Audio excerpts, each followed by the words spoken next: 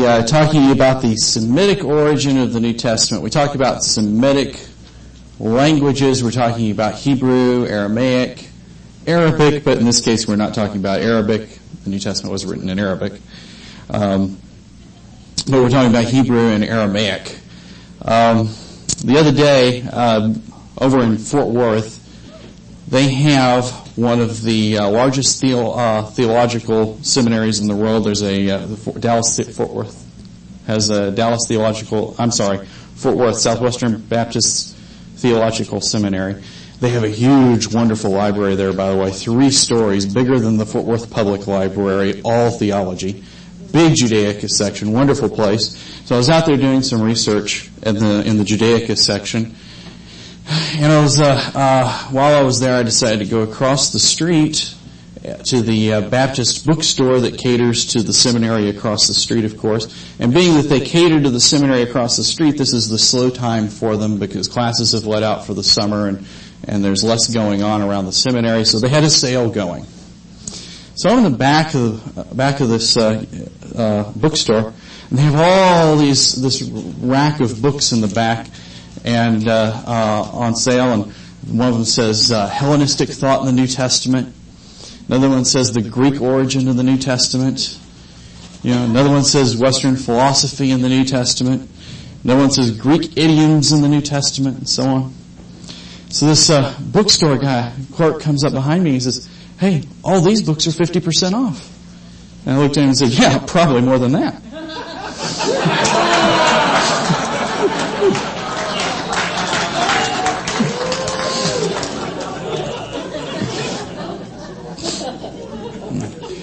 We've got a lot of undoing to do because we've got, arguably between 2,000 and 1,600 years of Greek scholarship to undo based upon Western philosophy, Hellenism, you'd think the Maccabees lost, and Greek scholarship, okay? All centered around the Greek New Testament, okay? Now, the theory behind the Greek New Testament, of course, is all the oldest manuscripts are Greek, okay? All the oldest manuscripts in the New Testament are Greek, therefore it must have been written in Greek. That sounds good. Prior to the discovery of the Dead Sea Scrolls in 1947, prior to that time, by far, the oldest manuscripts of the Tanakh were in Greek. Okay? In fact, the oldest manuscripts of the Tanakh were Septuagint manuscripts that are actually closely associated to those very same old Greek New Testaments. They have the Greek Tanakh, or the Greek Old Testament, I'll even say, and the Greek New Testament bound together in some of these manuscripts, okay? And these are some of the oldest copies of the Tanakh we have or have had prior to the discovery of the Dead Sea Scrolls. The oldest Hebrew copies of the Tanakh prior to the discovery of the Dead Sea Scrolls didn't even date past the Middle Ages. Now, nobody would have argued that the Old Testament had been written in Greek and translated into Hebrew in the Middle Ages. It would have been ridiculous to argue that. But for some odd reason, it has become argued that a people whose native language was Hebrew and Aramaic wrote the New Testament in Greek, and that it was translated into Aramaic in the 4th century or so. It doesn't make sense. It doesn't make sense with the history of what we know about 1st century Israel. In fact, David Flusser, who is known as probably Judaism's leading scholar on Jesus, if you will, made the statement once. Somebody asked him, they said, "David, how can we know that Jesus spoke Hebrew?" And David says, "Well, we can't. We can only be as certain that he spoke Hebrew as we can that he spoke his own native language."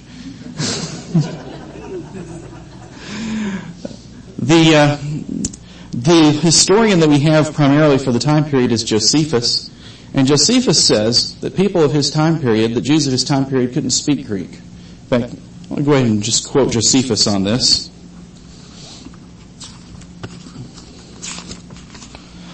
I have also, this is at the end of his Antiquities of the Jews, by the way, I have also taken a great deal of pains to obtain the learning of the Greeks and understanding the elements of the Greek language. Although I have so long accustomed myself to speak our own language that I cannot pronounce Greek with sufficient exactness. For our nation does not encourage those that learn languages of many nations. So, the primary historical source we have for the time period says that Jews of that time period didn't speak Greek. That he wrote Greek and is famous for having written some books in Greek. Okay? But that even though he wrote in Greek, he was saying, hey, my Greek is so bad that people can't even understand me. I can't pronounce it with sufficient exactness. Okay? In fact, there's another account that Josephus gives us that's the answer to the famous question you may have encountered before, where somebody says to you, or somebody may ask you, well, if they weren't speaking Greek, how did they communicate with the Roman soldiers? You may have heard that one. Well, according to Josephus, in 70 CE, when the temple was destroyed, Titus had his armies surrounding Jerusalem. Titus's armies could not communicate with the Hebrews in Jerusalem, and he had to hire Josephus to stand up on the city wall and translate the call for surrender into, quote, their own language, whatever that is, but it sure wasn't Greek. There's just an abundance of evidence that the language of the time of first century Israel was Hebrew and Aramaic. The Dead Sea Scrolls, they're almost entirely in Hebrew and Aramaic. There's a handful of Greek manuscripts among them that are almost all Septuagint manuscripts, and the rest are legal documents that, were legal documents because of, the Roman occupation. So, first of all, let me get to the idea that the language of the place and time was Hebrew and Aramaic. There's an abundance of archaeological evidence. There's an abundance of historical evidence. Virtually everything we have points to that fact. Secondly, we have an abundance of evidence that the New Testament itself was actually written in Hebrew and Aramaic. Now let me begin. I think the first thing to do here on this is to talk about the history of the movement, because that's really going to be how this ties in, to a large extent, to us, okay, as Nazarenes. The original followers of Yeshua, as we've all been talking about all through this conference, were an ancient sect of Jews called the Nazarenes. Okay? They were the original followers of Yeshua. Now, Epiphanius writes about these Nazarenes that they used the Gospel of Matthew in Hebrew. In fact, they used Hebrew scriptures. It never mentions any indication whatsoever that they used any Greek at all. These Nazarenes were centered at Jerusalem. Now, something happened later on at Antioch. What happens for the first time at Antioch? Can anybody tell me what happens for the first time at Antioch? That's one. What's the other one? What's the other big first at Antioch? Anybody know? They took the message to Jews only until they got to Antioch, and then some of them went to where? For the first time? Gentiles. Now, is it a coincidence that they went to Gentiles for the first time at Antioch, and that they were first called Christians at Antioch? Is this just a wild coincidence? I don't think so. I think that prior to that, they had to call them something, and they weren't going to call them Jews. Okay? Because Jews were always thinking somebody was Messiah. That wasn't unusual. But these Gentiles started thinking this guy was some kind of a Messiah, and they didn't understand that. They called them Christians. It was a derogatory term, by the way. Only appears 3 times in the entire New Testament, the term Christian. 3 times in the entire New Testament. An entire movement calls themselves Christianity or Christian, okay? And yet, it's one of the least common words in the entire New Testament. And every appearance that the word Christian appears, it's never a believer using it. It's always a non-believer referring to somebody as being a Christian, as if it was a derogatory term. In fact, one of the usages associates being called a Christian with suffering. Okay? Now, this movement of Gentile believers that were being called Christians at Antioch was centered at just that, at Antioch, which became, by the way, Paul's headquarters. He was constantly going to and fro from Antioch, running his missionary voyages and whatnot. So you have these two centers. You have Antioch and you have Jerusalem. Okay, you have the sect of the Nazarenes kind of centered in at Antioch, and you have this blossoming Christian movement that's starting to come out of Antioch. Now, Antioch was where? Does anybody know what country Antioch was in? Syria. And what was the language of Syria in the first century? Syriac. Okay, and does anybody know what Syriac really is? No, you're being sarcastic. Aramaic. Syriac's just a dialect of Aramaic. Okay? So the language of those people was Aramaic. That was their spoken tone. So, right from the onset, you have this movement centered in Jerusalem and Antioch, whose languages are Hebrew and Aramaic. Now, very early on, of course, Greek manuscripts were needed for Paul's trips as he started to enter into those areas. We always hear about the westward spread of Christianity. Get books on the subject or whatnot, you'll see almost always a subsection, the westward spread of Christianity. Now, why is it you never hear about the eastward spread of Christianity, and why is it somehow unimportant? Wasn't there an eastward spread of Christianity equally profound? Absolutely. We've been raised in a culture that descended from the Roman Empire. We live in a Hellenistic culture. Our laws are based on Roman law. British common law, which goes back to Roman law. Our whole society descends from the Roman Empire. Now, we usually get the impression in school that at this time period, that the Roman Empire encompassed the entire known world. How many people have been taught that? Raise your hand if you've been taught that. It's a lie. In fact, if you get a historical map and a good historical book of the furthest extents of the Roman Empire, you'll notice something kind of interesting. Over to the right, you'll see something called the Parthian Empire. Up just above that, you'll see something called the Armenian Empire. The Roman Empire never encompassed the whole known world. There were neighboring empires right next door. In fact, the Roman Empire never went past Judah. Once you hit that Arabian desert, you were in the Parthian Empire, and that Arabian desert was an effective barrier, by the way. And Parthian, or Persian, by the way, different pronunciation, the Persian Empire. Does anybody know, can anybody guess what the official language of the Persian Empire was? No? Aramaic. Now, how long do you think Aramaic was the lingua franca of the Middle East? When do you think it started to be the lingua franca of the Middle East?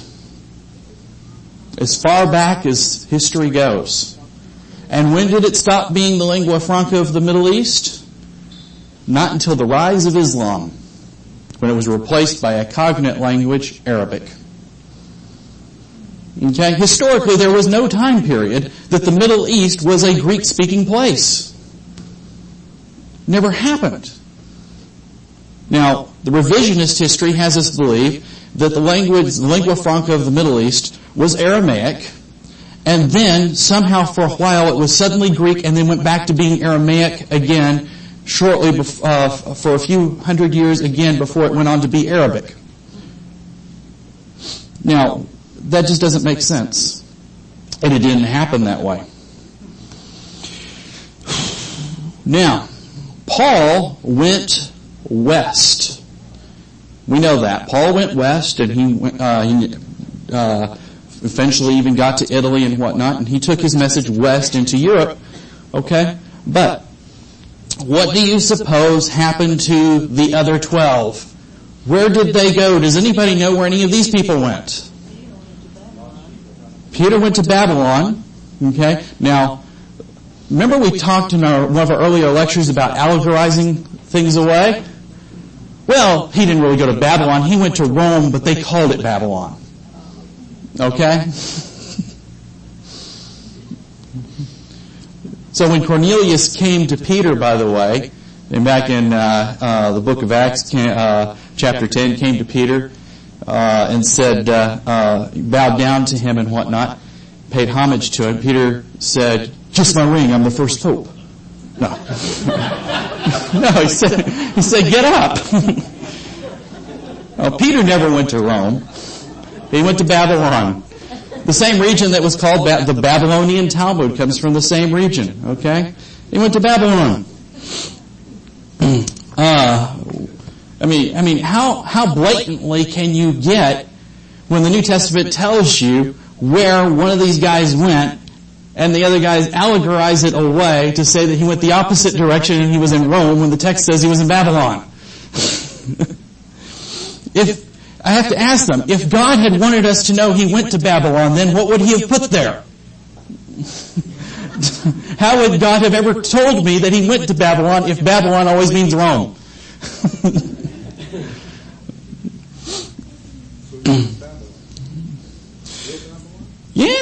Yeah, the same region that called Babylon, that the Babylonian Talmud was written. Okay. Where did some of these other guys go? Thomas. Does anybody know where Thomas went? India. Right through the Parthian Empire. India was part of the Parthian Empire, by the way. Oh, wait a minute. I thought the Roman Empire encompassed the entire known world. So where was India? Okay. Where are these guys getting this stuff, you know? I have Philip here. Let me see here. I think I have Philip. I'll just go down the list here with you. Bartholomew traveled to Assyria and into Armenia, and then back down through Assyria, Babylon, and Parthia, and into India, where he was flayed alive with knives. Thaddeus taught in Edessa, which is a city in northern Syria. Assyria and Persia, died as a martyr by arrows, either in Persia or at Ararat. Thomas taught in Parthia, in India, and he was martyred by a spear at St. Thomas near Madras in India, which is the Malabar, India, which is the southwestern coast of India. So this is way into India. To this very day, there's a group of Christians in India that call themselves St. Thomas Christians. Now, but you may have already heard that, okay? They identify themselves with St. Thomas, okay? I use the term because they use it that way, you know, and it's generally used that way, Thomas. But what you probably didn't know is that they used an Aramaic New Testament to this very day and insist that it was the original text that was brought to them by Thomas. Okay? Now, do we have any confirmation from this in history? Yes, this is what Eusebius writes. Everybody's heard of Eusebius? In the 4th century ecclesiastical historian, he wrote this.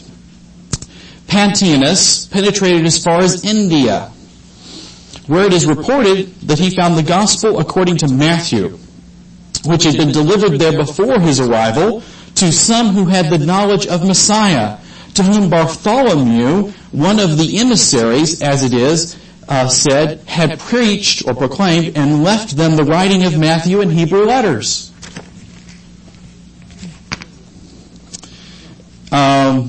This is what Jerome says. Jerome was the compiler of the Latin Vulgate, by the way, or the editor of the Latin Vulgate. Nice Roman Catholic scholar of the 4th century. He's the same one, by the way, that said that earlier we talked about that said that condemned the use of actual rules in interpreting the text in favor of just using the spiritual interpretation. But this is what he says. He says Pantaenus found that Bartholomew, one of the 12 emissaries, had there in India sometimes had proclaimed the advent of our Lord Yeshua the Messiah according to the Gospel of Matthew, which was written in Hebrew letters. In fact, you would expect from what modern Christianity teaches that all the ancient church fathers, if we went and looked at the church fathers, these are not our guys. These are their guys. The church fathers. Okay? If we went and looked in the church fathers, I suppose the church fathers would tell us that the New Testament was written in Greek, right? There is no shortage of quotations from the church fathers saying that this or that New Testament book was originally written in Hebrew or Aramaic and translated into Greek. These are their own writings, not ours. Numerous scholars, this isn't kind of a weird thing, numerous serious scholars, Dr. Charles Cutler Torrey, Charles Fox Burney, serious scholars, have argued that all or part of the New Testament was written in Hebrew or Aramaic. So it's not a weird thing, that is not having any academic basis either. Now, having laid that foundation, let's get back to the Western spread of Christianity. Now, we've already talked a bit about the Western spread of Christianity. While the other emissaries, 12 out of 13, were taking the message east, Paul was taking the message west. Why is it that's the only thing you ever hear about? You never hear about the other 12. Paul is taking the message west. Okay? And therefore, he needed Greek translations. Okay. Series of events occurred that caused, in the Roman Empire with the Jews, that caused anti-Semitism to become patriotic in the Roman Empire. The Jews revolted in 70 CE.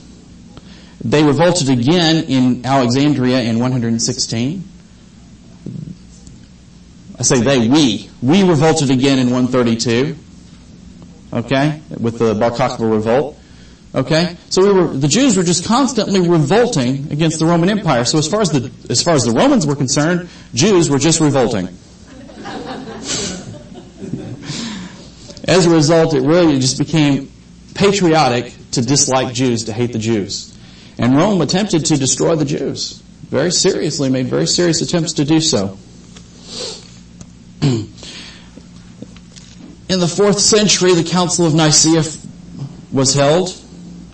No Jewish representatives were allowed. One representative claimed to represent the entire Parthian Empire. Now let me explain how far this message east went. This message east, the message that went west eventually evolved into the Roman Catholic Church. Okay? The message that went east eventually evolved into what's called the Church of the East. Okay? Now, it's still a post-Nicene church, by the way. Okay? So it's not like the Church of the East is what I'm pointing to as being accurate. Okay?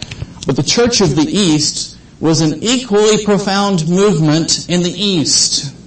An Aramaic-speaking movement that used an Aramaic New Testament. Not a Greek New Testament. In fact, if Protestantism had broken off from the Church of the East instead of from the Roman Catholic Church, we would all be using an Aramaic New Testament, no questions asked, right now. Okay? But since we broke off, I say we broke off, Protestantism broke off. We are not Protestants. Protestantism broke off from the Roman Catholic Church, and as a result, Protestantism's New Testament was the Greek New Testament.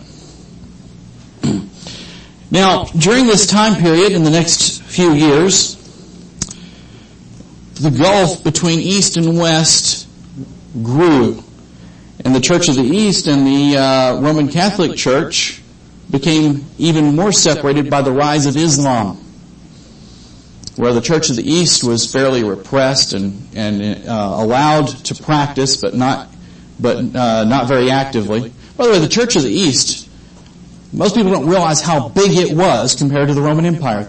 The extent of the Church of the East at one time extended all the way as far east as China, south as far as India, north as far as Armenia.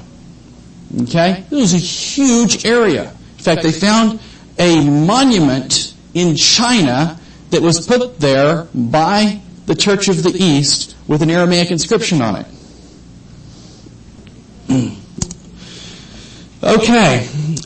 Now, as time progressed, the Western Roman Catholic Church began to suppress the Scriptures. Okay? So that you were lucky if you could even get your hands on a Latin copy of the New Testament, much less a Greek one.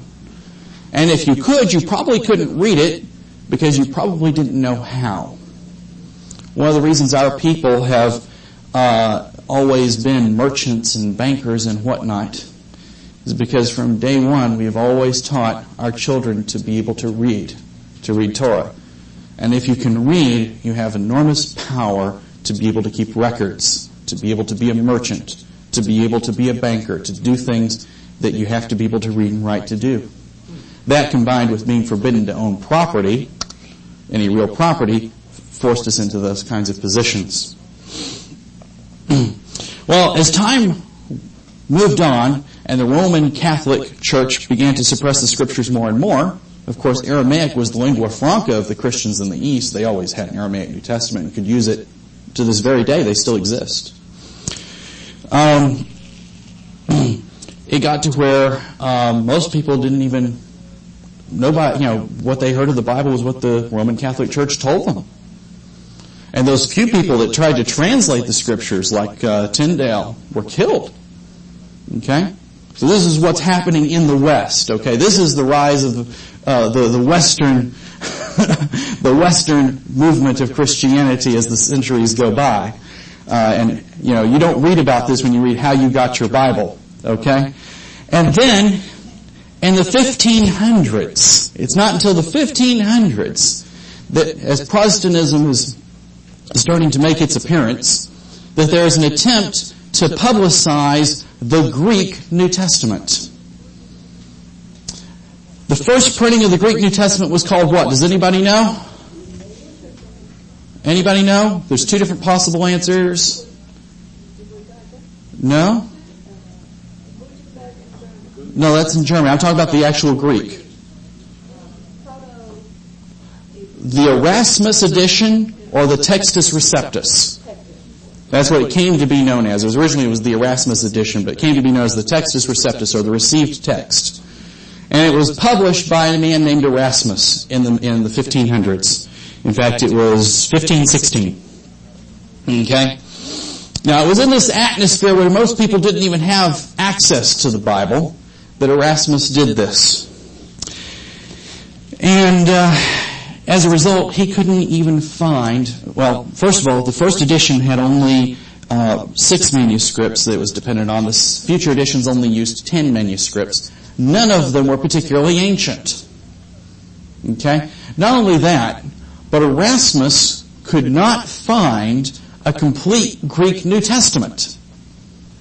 In fact, he searched and searched, and finally he pieced together from manuscripts here and there everything except for parts of Revelations. And he never could find a complete text of Revelations in Greek in his time period. And so guess what Erasmus did? This is a fact. He pulled out the Latin Vulgate and his pen, and he started back translating and making up Greek to go with it. Okay, this is the Greek for the Textus Receptus. Now, this isn't true today. If you get a Greek New Testament today, the Revelations is going to come from Greek manuscripts, okay? But the Textus Receptus, okay, the first printed Greek New Testament text, which was the standard text for centuries, was, first of all, not based on any ancient texts at all, and parts of it were actually translated into Greek from Latin. Now, hold on to your seats, kids. This became the basis for the King James Version. Parts of the King James Version are an English translation of a Greek translation, of a Latin translation, of a Greek translation, of what was, in my opinion at least, a Hebrew Aramaic original. This is the filter through which you are receiving the Word of God. Okay. Now, there are places where the New Testament does not make sense unless you look at the Hebrew and Aramaic. I want to give some examples of this.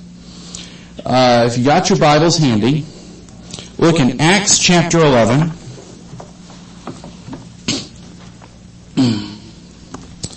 Verses 27 through 30.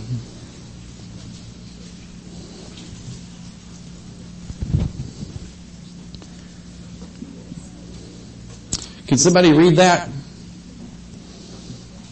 During this time, some prophets came down from Jerusalem to Antioch, and one of them, named Agab, stood up and through the Spirit predicted that there was going to be a severe famine throughout the Roman Empire.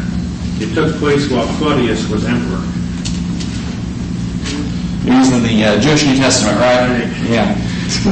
So, now, guess what word is translated the Roman Empire there? But this is good. I mean, this is good that we're getting this. Just Arab. I mean, it's Eretz. Well, yeah, basically. And the problem is here that the word translated world is, in fact, most of your versions, if y'all followed along, will say the world. Okay? Now, what is this based on? Why does it say the Roman Empire? Well, because, as we've all been taught, the Roman Empire was the world, right? Synonymous. Means the same thing. Not true. Okay. But there's going to be a famine throughout all the world. But even if you use the reading throughout the Roman Empire, it still fits with what we're going to talk about, and that is that it doesn't make sense. Why shift the food around? What good was it going to do to shift the food and resources around if the famine was going to strike the whole world or even the whole Roman Empire? What were they accomplishing? Nothing. Different people would starve, but that was all. Okay. Now let me explain. The word for world here in the Aramaic is ara. I'm talking in Aramaic. Okay. Ara. By the way, if anybody, I don't recommend the Strong's Concordance as a authoritative source, but the Strong's word number for that is 772 for that Aramaic word, and it's the equivalent of Eretz 776. Eretz, we all know what that means, right? What does Eretz mean? Anybody? Land or earth. And what's one of the common euphemisms for Israel? Haaretz, the land. Now, if we reread the passage with the understanding of the Aramaic that term there is hara, then we're being told that this famine was going to take place in Haaretz, in the land. And so they sent their resources to Judah. Now, does this make sense? This makes sense. Okay. Let's look at Matthew. Let's do this. Let's look at Matthew 26, verse 6. No. Well, because you're bringing up something.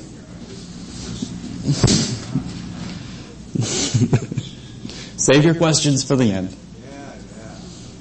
Okay. Matthew 26, 6. Somebody please read that one for me.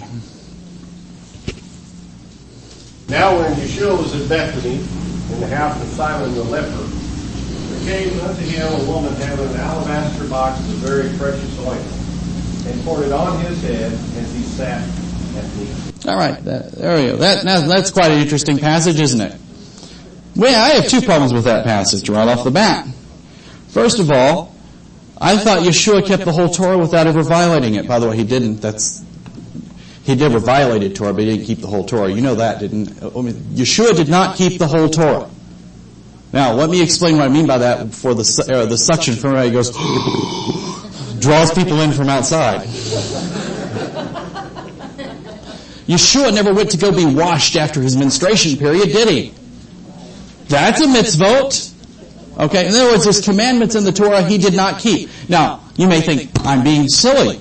And I am, but there's a logic to the madness, and that is that, how about then the theology of those people that say, Yeshua fulfilled the Torah for me so I don't have to?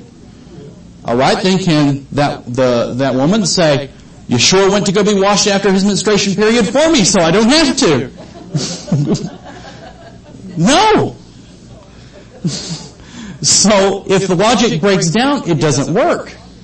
Okay? So the theology that Yeshua kept the Torah for me so I don't have to disappears because Yeshua didn't keep the whole Torah. He kept the Torah that applied to him. Okay. Now, with that in mind, would Yeshua have violated Torah by sitting down to eat with the leper? Would a leper have lived in the city of Bethany? Where were lepers? Torah requires that the lepers be outside the gates. Okay. So something's wrong here. And that something is that the Aramaic word for leper is garba. Garba. The Aramaic word for jar merchant or jar maker is garaba. But, of course, in ancient times, there were no vowel points. Okay, so it's the same word in ancient times without the vowel points for leper or jar merchant. Now remember, the context of the story has to do with somebody who's apparently a jar merchant or a jar maker, because there's this expensive alabaster jar involved in the story. Okay. Let's look at another one. Acts chapter 8.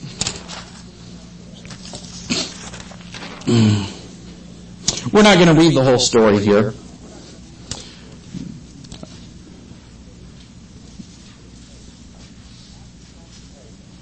Acts chapter 8 tells us about the story about an Ethiopian, in the King James Version at least, and in most of our translations, the Ethiopian eunuch.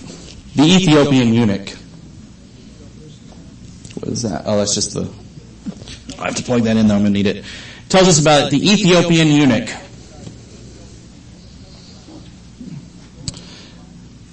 Philip finds this Ethiopian eunuch on the road. He's reading from the book of Isaiah. They have these conversations and whatnot.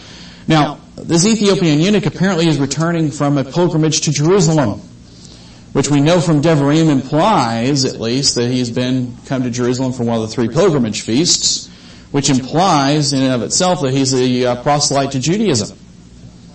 Okay, and that he had come to Jerusalem to worship at the temple. I have another problem. What is this? A eunuch in the temple? Or even a proselyte to Judaism? Neither way. Torah is very specific about eunuchs. Okay. Didn't happen. So, was this man really a eunuch? Well, the Aramaic word for eunuch is mahamna. Mahamna, by the way, comes from the same root as the Hebrew word emunah, a faithful one, a believer, a truster. Okay? In fact, that's the way it's translated every other time that it appears in the Aramaic New Testament. With one other exception we're going to look at in a minute. It's always translated a believer or a faithful one. Now we see that the Ethiopian eunuch wasn't a eunuch at all. He was an Ethiopian faithful one, an Ethiopian believer. He was a proselyte to Judaism. Okay. Now, let's look at a very difficult passage, Matthew chapter 19, verse 12, with this in mind.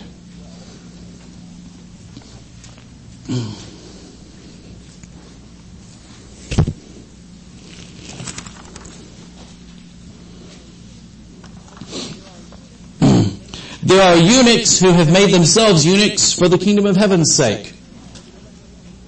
Now, everybody knows what a eunuch is, right? We know what a eunuch is, and let's not allegorize and spiritualize the passage. You and I both know what a eunuch is. Now, if I don't have to get circumcised according to Acts 15, then why would I want to become a eunuch? I mean, that's even a little more drastic, wouldn't you say? If I'm supposedly... You didn't get this? Alright. If according to Acts 15, okay, a Gentile doesn't even have to get circumcised, okay, then why would somebody want to become a eunuch, which is even more drastic, for the sake of the kingdom of heaven? Okay. But the word is emunah, faithful one who trusts. And it is, in context here, being compared to marital fidelity. There's a word play here that does involve the idea of a eunuch in that eunuchs were trustful ones and faithful ones. because they couldn't they couldn't practice marital infidelity. Okay? That's why the word came to be used for a eunuch. Okay. Let's look at yet another one. Matthew chapter 19, verse 24. It is easier for a camel to go through the eye of a needle than for a rich man to enter the kingdom of God.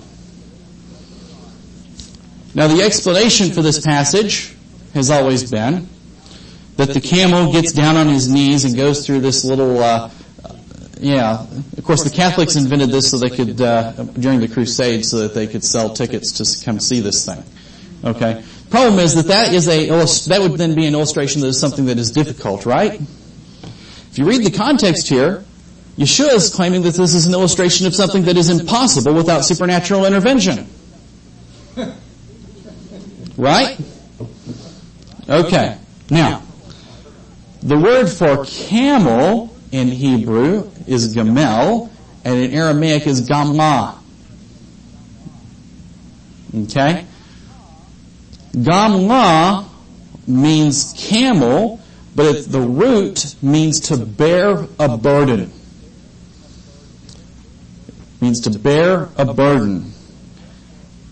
And therefore, the word gamla also means, in Aramaic, a large rope or a ship's cable.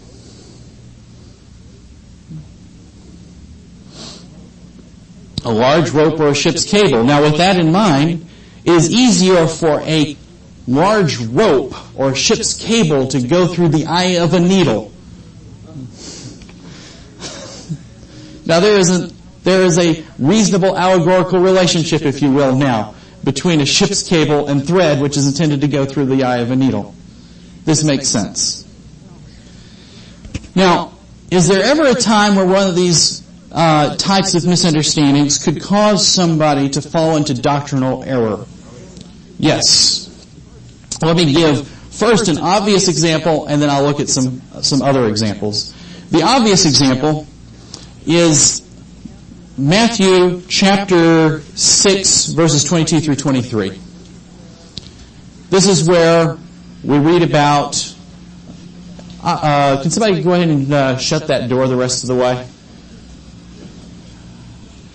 Okay. This is where we read about the evil eye. The evil eye. The good eye and the bad eye, if you have a better translation, or the single eye and the evil eye, if you have the KJV. And what does it mean to have the evil eye? Is that what? Generally, most people will tell you it must have something to do with witchcraft or something, right? It has to do with selfishness. In Hebrew, to have a bad eye or an evil eye, ra'ah means evil or bad, same word in Hebrew, means to be stingy or selfish. And to have a ayin tov, a good eye, means to be generous. The extension of the idiom, the way the idiom comes about, by the way, is that the ideology is if I want everything I see, there must be something wrong with my eyes. Because every time I see something, I want it. Okay? Now, but it's a loose, that's the loose connection. But it really doesn't have anything to do with eyes. It's just like if I said, boy, Yeshayahu was in a pickle. It doesn't have anything to do with pickles. Now, if I went and translated that into Hebrew and told somebody in Israel that Yeshayahu was in a pickle, but I told them that in Hebrew, they would be saying, how in the world did he get into a pickle? Actually, since the preposition be is pretty ambiguous, they'd wonder how he got into a pickle or on a pickle or by a pickle. But do you all remember in the news, probably 5-6 years ago in Louisiana, there was 3 sisters. 2 of them were casting demons out of their sister. And they plucked her eyes out of her head because they decided that she had the evil eye. By the way, her sister was grateful to them for ridding her of the evil eye. And after they finally went through the court proceedings, and I don't remember how it was finally dispositioned. I think they were found guilty, but somehow stayed out of jail. She moved in with them, and they took care of her. And to that last I heard, she was grateful to them for having ridded her of the evil eye. Okay? This is what can happen. Now, I realize it's the furthest extension, but if it hadn't actually happened, you might think that I was exaggerating to say something like that could happen. Okay? So it's very important. We can fall into doctrinal error that can be very dangerous. Let's look at some other passages where this has happened. Where we miss the Semitic origin of the New Testament. By the way, for so many of you probably know, I have been working on a translation of the New Testament from Hebrew and Aramaic sources for some time now. I hope to be finished by the end of the summer. Romans 5:20. Can anybody please read that to me from anything but the Jewish New Testament? The reason I'm going to say anything but the Jewish New Testament is it paraphrases things from the Greek in our favor. And I want to get a unbiased, what the Greek really says and how it's viewed. So can somebody please read Romans 5:20? The law came in to increase the trespass, but where sin increased, grace abounded all the more. Okay. Anybody have the King James Version? Was that it? Was that the King James Version? Moreover, the law entered that the offense might abound, but where sin abounded, grace did much more abound. Sounds like the law causes sin, doesn't it? Now this is my literal translation from the Aramaic. But the entrance that was toward the Torah was because of the proliferation of sin. And where sin proliferates, there grace abounds. By the way, if you look at that closely, you'll see with that translation that's poetic parallelism parallels grace and Torah as essentially being the same thing. Sure. But the entrance that was toward the Torah was because of the proliferation of sin. And where sin proliferates, there grace abounds.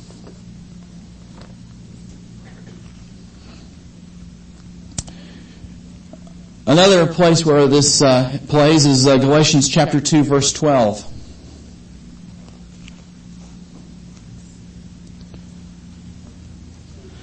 Galatians 2:12. And this is where certain men from James come. Paul talks about certain men from James that come and apparently seem to be misleading Peter or Kepha astray. Can somebody read that, please?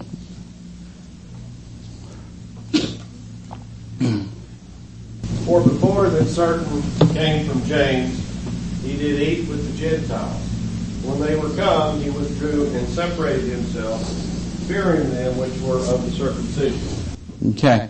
Now, sounds like James sent these guys, doesn't it? Sounds like they came on James' behalf. Now, in Hebrew and in Aramaic, we commonly use dual prepositions. Two prepositions for the same thing, okay? Consecutively. This is never done in English. It's very bad English to use two prepositions. But in Hebrew and Aramaic, it's done all the time. And it helps clarify because the prepositions are so ambiguous in Hebrew and Aramaic. In this case, the prepositions have the text saying literally that certain men came from toward James. Makes a world of difference. There's no implication whatsoever that James sent them. Only that they were either close to James physically or in some other way close to James, and they came to these men. These men came from toward James. Then in Galatians 2:14, the Greek has this. If you, being a Jew, live after the manner of Gentiles, and not as do the Jews, why compel you the Gentiles to live as do the Jews? Okay? The implication here is that Peter's eating unkosher food. That's the implication. But the Aramaic translates literally this way. If you who are a Jew live as an Aramaean and not as a Jew, how do you compel the Gentiles to live as Jews? Okay, or I'll read it another way. You could say, if you who are a Jew live as a Syrian and not as a Jew. Now, how is he living as a Syrian and not as a Jew? Okay, well, the answer to that is that, in fact, in the Aramaic text, Kepha is being rebuked by Paul for judging others because of their race. Okay? In Galatians 2:13, the Aramaic reads this way. It says, and the rest of the Jews also submitted to this with Kepha. Thus, even Barnabas, was led to reject them by their face. Okay? And Galatians 2:6 in the Aramaic says, God does not reject by the faces of the sons of men. So the context in the Aramaic is that Paul is saying that Kepha's error wasn't that he was eating unkosher food, but that he was judging men by their face. Because they were as Arameans do, not as Jews should, at least. You have the Torah revealed to you, you should know that we're all sons of Adam, who was the son of God. Okay. Galatians 2:19. The Greek reads, for I, through the law, am dead to the law that I might live unto God. Well, that's a bizarre reading. This is what the Aramaic says. Literally from the Aramaic. For I am in the Torah. To the Torah I die, that to Eloah I live. Now this phrase, to the Torah I die, that to Eloah I live, is then explained in verse 20 this way. And with the Messiah I was crucified, and therefore I do not live, but Messiah lives in me. Okay. Makes a world of difference. Ephesians 2:14 through 15 will be the last one we're going to look at, I believe.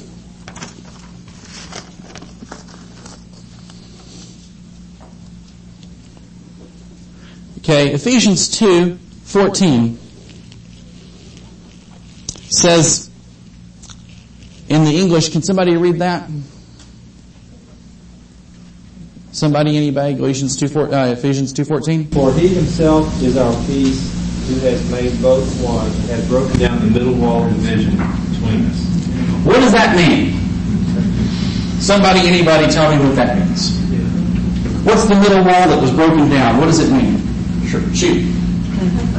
There was a partition was a wall between the Jew and the Gentile that they would not get together. This wall was taken down, so they would.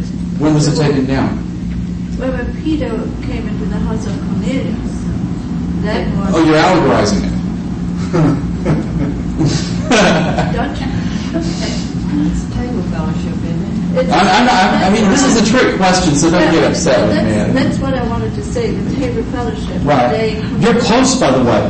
You are close. But there's a better way of explaining it. I'll do it in a minute. But you're actually close. Very, very close. In fact, you're basically right. All right. But there's a better way of getting there than you're doing. Does anybody else know what's one of the primary general interpretations of this passage that's usually used? Curtain in the temple. Curtain in the temple. Okay, but it's not, of course, that's not applicable here. In fact, do you know why the curtain was rent in two? What's the Jewish custom upon the death of your son? He rent his garment. He was mourning. He rent his garment in two. Okay. All right. Now, the common interpretation that's given in this passage is that the wall that was between Jews and Gentiles in the temple is destroyed. Of course, the problem is that wall was standing at the time Paul wrote this. It didn't fall until 70. And besides that, there's no connection, really directly between that. Okay. Now, here's the problem. The word for wall here, first of all, well, let's look at the word destroyed first. Okay, that word for destroyed in the Aramaic is shara. Shara in Aramaic means to loose. Does anybody know what it means in Hebrew and Aramaic when you talk about binding and loosing, and particularly in halakhic terminology? To halakhically permit or forbid activities. Those terms are used throughout the Talmuds and whatnot. To forbid or permit activities. That's what it means, we're talking about binding and loosing in the New Testament, They weren't talking about binding and loosing demons. Why would anybody want to, loose demons?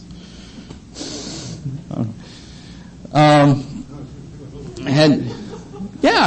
charismatics are going to say, this is, I bind you, up in the name of whatever. Well, if that's talking about binding demons, then the other part of it must be talking about loosing demons. And why would they be talking about loosing demons? Okay. But we don't have time to go into that passage right now. That's a side issue. The word shara has a halakhic meaning, to loose, to permit activities. It's a halakhic idiomatic expression, if you will, a halakhic technical term. The word right next to it is also a halakhic technical term. The next word is siyaga. Siyaga in Aramaic means fence or hedge. In the Mishnah, we are told, build a hedge about the Torah in Tractate Avot 1:1, and that word is the Hebrew equivalent of siyaga. Same word. It's a technical term. Now, the hedge commandments were commandments designed to keep the Torah from being violated. Okay, if the Torah said be in by midnight, the hedge commandment would say be in by 10, or be in by 11. That way that you knew even if you violated the fence, you didn't violate the actual Torah. Now, some of the fences are good, some of them are bad. Yeshua used fences. If the Torah says you will not commit adultery, Yeshua sets up a fence saying not to look with lust. If the Torah says you will not kill, Yeshua sets up a fence saying not to hate. Okay? Because if you don't hate somebody, you're not likely to kill them. Okay. This is all well and good, but there was a whole system of, a halakhic system set up of fences related to Gentiles and protecting Jews from becoming impure inadvertently through contact with Gentiles. Okay? We're not going to go into all of those rules and regulations and what they were all about, but just to let you know, there were all kinds of fences involved here. And so what we're reading here is that Yeshua loosed the hedge. He permitted activities that were forbidden by other halakhic authorities in relation to their ability to socialize with Gentiles. Okay? You can see that, especially, when you read this in Aramaic, if you know anything about halakhic terminology, it just sends off alarms when you see these two technical halakhic terms right next to each other. Okay. Now we get to the next verse. Very misunderstood passage. Can y'all read that, or do I need to dim some lights?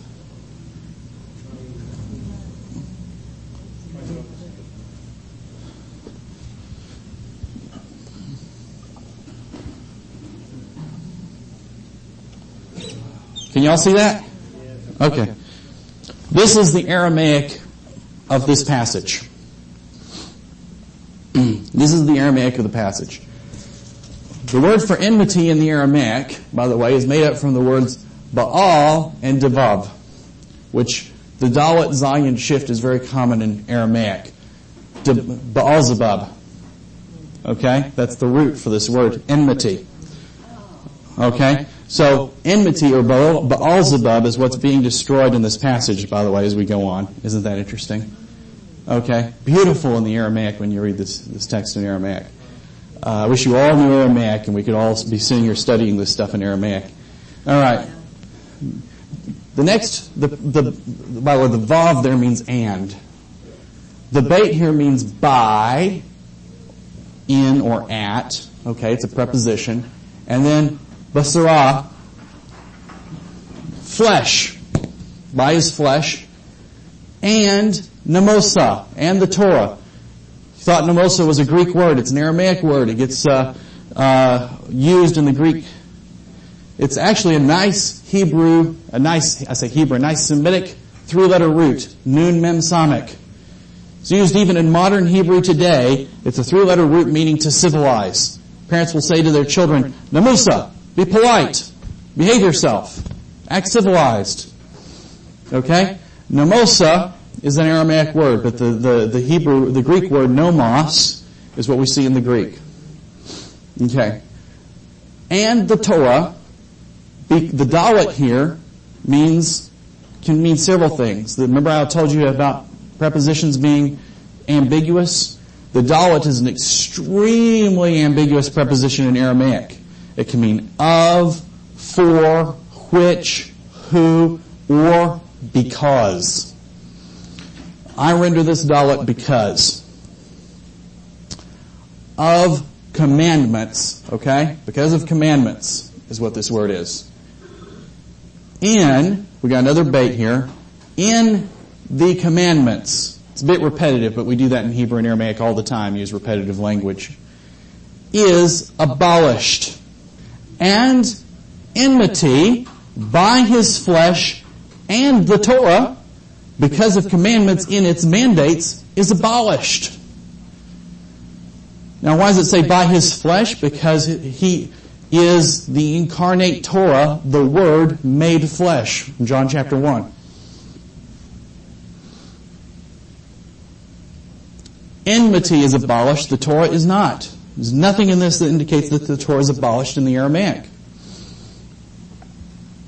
Okay. I think that's it. I will open now for questions.